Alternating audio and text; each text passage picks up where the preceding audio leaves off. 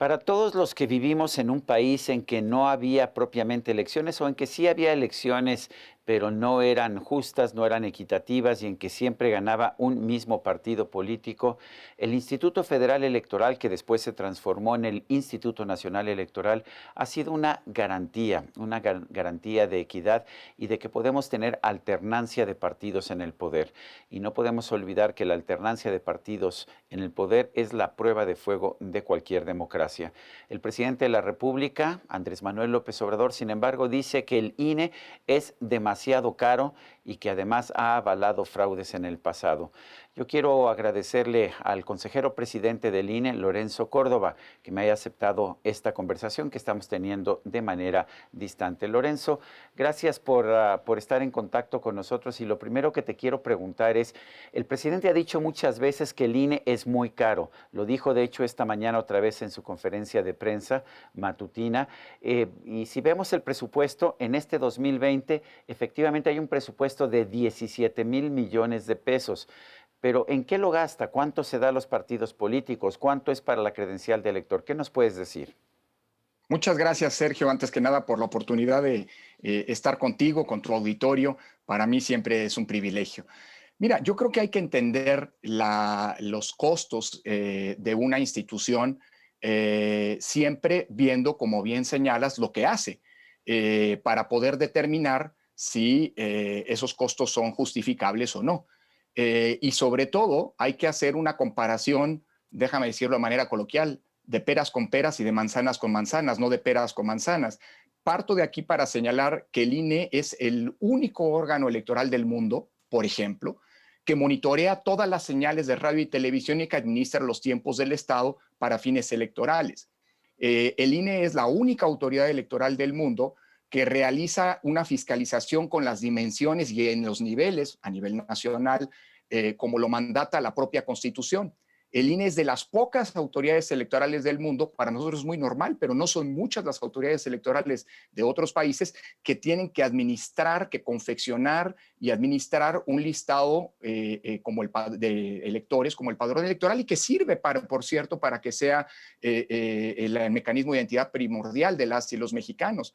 Y no todos los órganos electorales del mundo tienen además la función de ser los árbitros de la contienda. Muchos solo organizan las elecciones, ponen las casillas, reciben y cuentan los votos. Es decir, creo que hay que tomar en cuenta que todo lo que hoy el INE hace han sido demandas de la oposición en su momento para construir un sistema electoral que diera certeza y confianza, que garantizara esa equidad que en la introducción tú mencionabas es una conquista de décadas. Ahora, el presupuesto del INE es un presupuesto sin duda abultado, aunque hemos estado haciendo ejercicios para disminuir el costo que tiene el INE para la sociedad respecto del gasto total del presupuesto público, del presupuesto federal.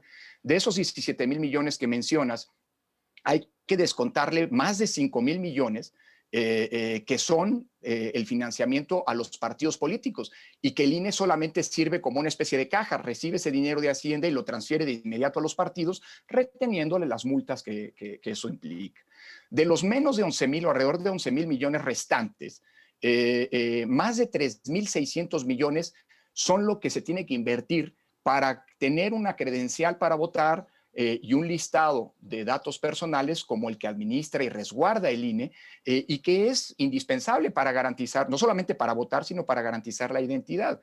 Es decir, me parece, hay un servicio profesional electoral que lo mandata la ley, de más de 2,500 funcionarios, que no es que el INE haya decidido, eso lo establece la propia ley. El INE tiene que administrar más de 350 oficinas a lo largo y ancho del país, y hay que sumarle los casi 1,000 módulos de atención ciudadana que nos toca operar. Es decir, creo que para entender los costos del Instituto Nacional Electoral hay que entender lo que nos ha costado la desconfianza y que en buena medida ha sido el producto de una serie de demandas y de exigencias de la oposición, aunque hoy hablar de oposición como en un contexto de alta alternancia es también un concepto relativo, porque quien fue oposición en el pasado hoy gobierna, quien gobernó en el pasado hoy es oposición.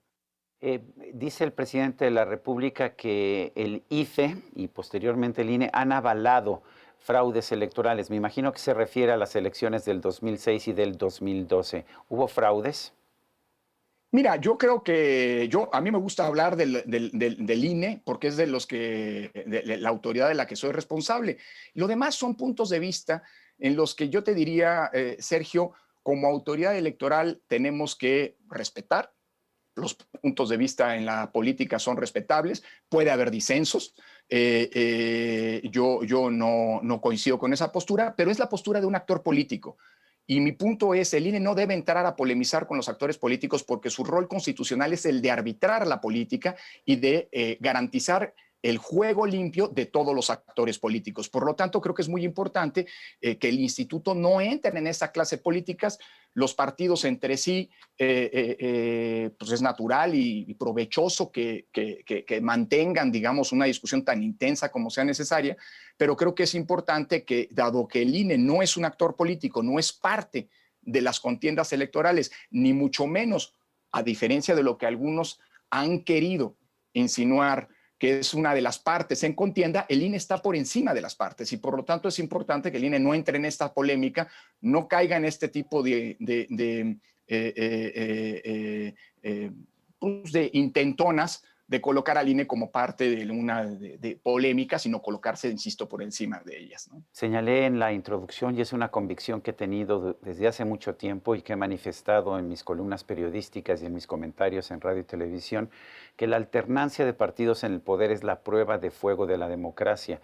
A lo mejor en otros tiempos teníamos democracia, pero no teníamos alternancia de partidos en el poder. Ahora, en este INE que te toca presidir, ¿cuáles son los resultados de las elecciones? ¿Qué porcentaje de elecciones son ganadas por la oposición y qué porcentaje de elecciones son ganadas por los partidos en el poder? Yo creo que estás tocando un punto fundamental y que lamentablemente no ha sido analizado en los tiempos recientes con la relevancia y el peso que debería. Y creo que es muy importante, Sergio. Permíteme una aproximación más conceptual. Soy un académico y entonces, pues para mí es inevitable. Tienes razón cuando señalas, cuando subrayas la importancia de la alternancia por lo siguiente. Si bien alternancia no es igual a democracia, una elección en la que no hay un cambio de partido gobernante, no por ello es menos democrática. Si bien es cierto que la alternancia no es sinónimo de democracia, lo que sí hace democrático a un sistema político, a un sistema electoral, es que existan las condiciones para que, si así lo deciden las y los ciudadanos con su voto libre, pueda haber alternancia.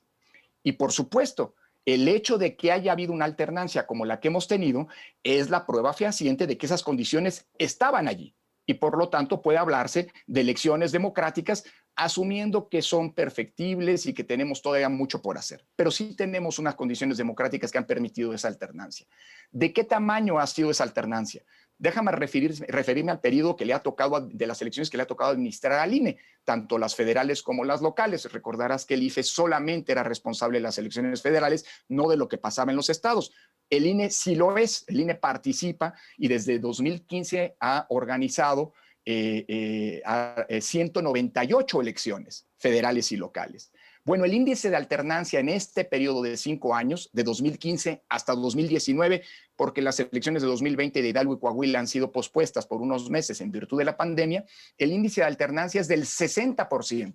Es decir, la posibilidad de que el partido que gana una elección vuelva a ganar la elección siguiente es apenas de 4 de cada 10 chances. Esto habla de, y por cierto, no hay un único partido que se diga beneficiario de esa alternancia.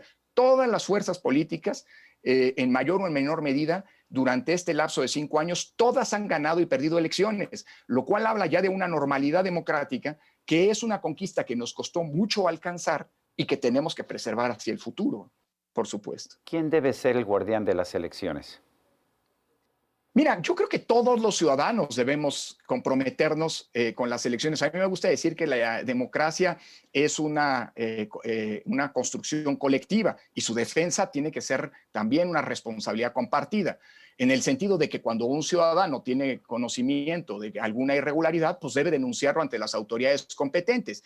Pero de acuerdo con lo que dice la Constitución, hay órganos que tienen la responsabilidad no solo de organizar, sino de resolver las disputas y de vigilar que el comportamiento de los actores políticos esté conforme con lo que dicen las leyes.